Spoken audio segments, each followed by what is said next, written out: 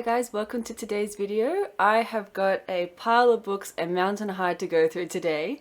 All the books that I never quite finished reading, so let's dive right in. The first book that I want to talk about today is Chernobyl by Sohee Plokhy. I actually find the story of Chernobyl very interesting, but this book was just a little bit too information dense for me, and I found my mind wandering while I was reading it and I couldn't quite focus on it, so I never ended up making it the whole way through. The next book is called Dear Universe by Sarah Prout. This is actually a really beautiful book. It's just got a whole bunch of different meditations and it kind of goes through different emotions that you may be feeling at any one time and the best way to deal with those emotions and really good thought processes that you can use to kind of overcome those emotions. I did like it, but I kind of found it a little bit boring by the end, dare I say, so I didn't end up finishing it. The next book is quite a famous one. It's called Thinking Fast and Slow by Daniel Kahneman. This book I did enjoy, but again, I kind of got halfway through and then just sort of felt like I wasn't really learning anything anymore, and just found it a bit information dense, so I gave up. Didn't even make it halfway through. The next one is Awaken the Giant Within by Tony Robbins. This, I believe, is actually an extremely popular book, but I kind of didn't learn anything new from it. I read heaps of self-help books in the past, and I just felt like this one kind of, either all the other self-help books that I've read copied this one, or this one copied the others, but I just felt like I wasn't really getting any new information out of it. I did make it most of the way through, you can see my bookmark there, but yeah, didn't quite finish it. This one I got so far through that I don't even know if it really qualifies as not finishing, but it's The Power of Now by Eckhart Tolle. Fabulous book, really, really interesting. I made it this far, that's the end. But I think I just kind of understood what the book was talking about by the end and just, I guess, didn't feel the need to finish it, so I didn't. Next one is What the Dog Saw by Malcolm Gladwell. This book is basically a collection of Malcolm's essays. I think that he published in a newspaper, in the New Yorker.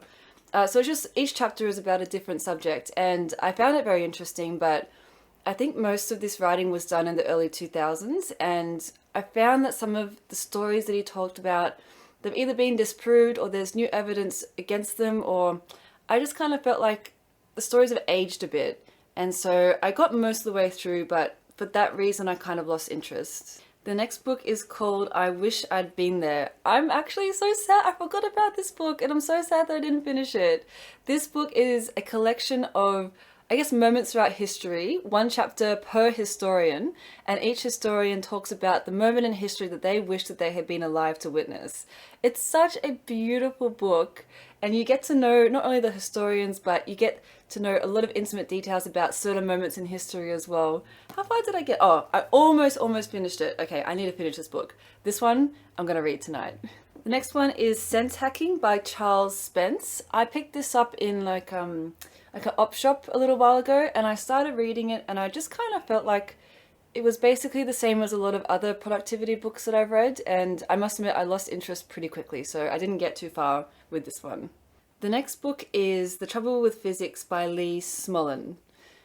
This book is about where we're up to with quantum physics and more specifically string theory, and how science hasn't made any progress in the quantum world in a little while and how we've kind of come to a standstill.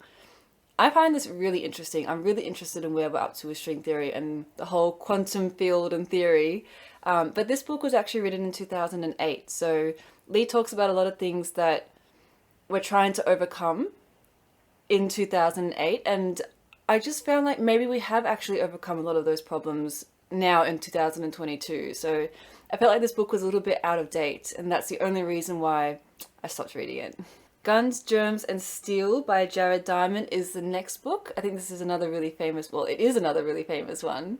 I just found this one quite information dense again, and even though I am generally interested in the topics, I just sort of thought that I just couldn't get interested in this book itself. Next is The Secret Lives of Colour by Cassia St. Clair. This is another book that I'm so heartbroken that I haven't read.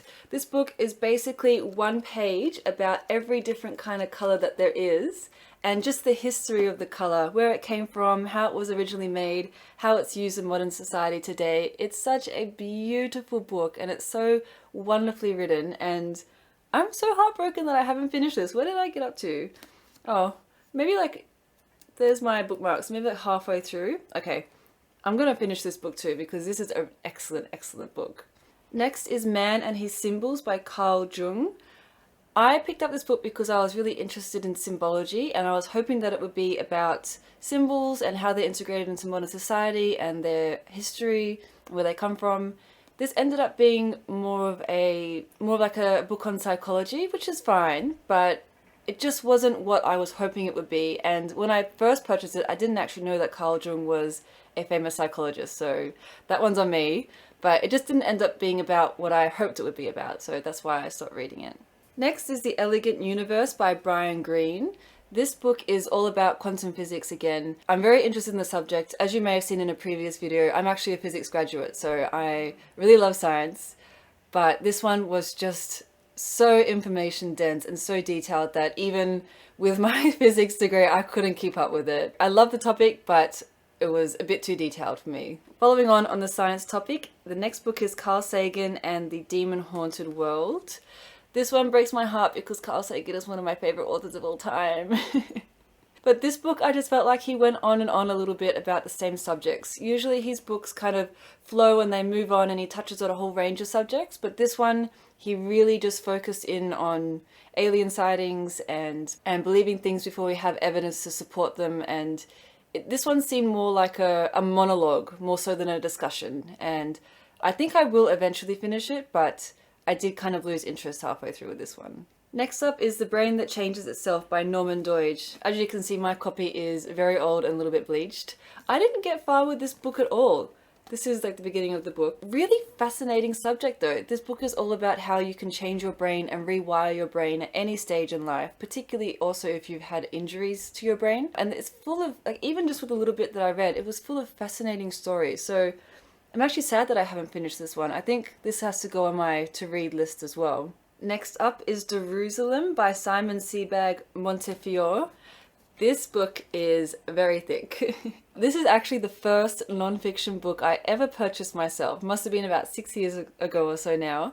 And I started reading it and I stopped halfway through, and that's about as far as I got. This book is really interesting. I am fascinated by Jerusalem. I think it's such an interesting city, and for 5,000 years something has happened in Jerusalem, that tiny pocket of land. So I think the history is just incredibly fascinating, and this book definitely goes into detail about the history, but this book is also very information dense, and again, I just found myself struggling to keep up with it, and after a while I did sort of lose interest.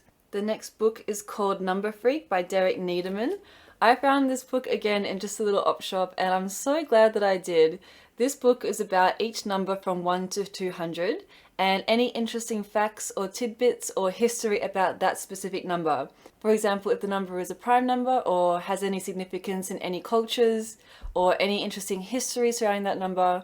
And it goes through, like I said, each number individually. And it's just a fascinating book. This book is really interesting, but despite that, somehow or other, I never finished it. And I can't remember how. I think this book is also going to go on my list of books that needs to be finished because I really, really like this one. Next is The Practice of Not Thinking by Ryunosuke Koike. This is such a teeny tiny book, and yet despite how small it is, I haven't finished it. As I mentioned before, I've read a lot of self-help books in the past and a lot of books about meditation and mindfulness as well. And this one, again, I just didn't feel like it had anything new to offer me. I feel like I definitely should finish it, if nothing else, just because it is so small and easy to finish.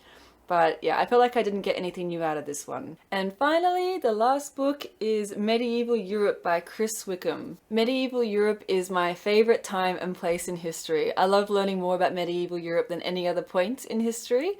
And so I was really excited to find this book and to read it. This book, however, is just really about an overview of medieval Europe and the economy and the classes and just how society as a whole worked.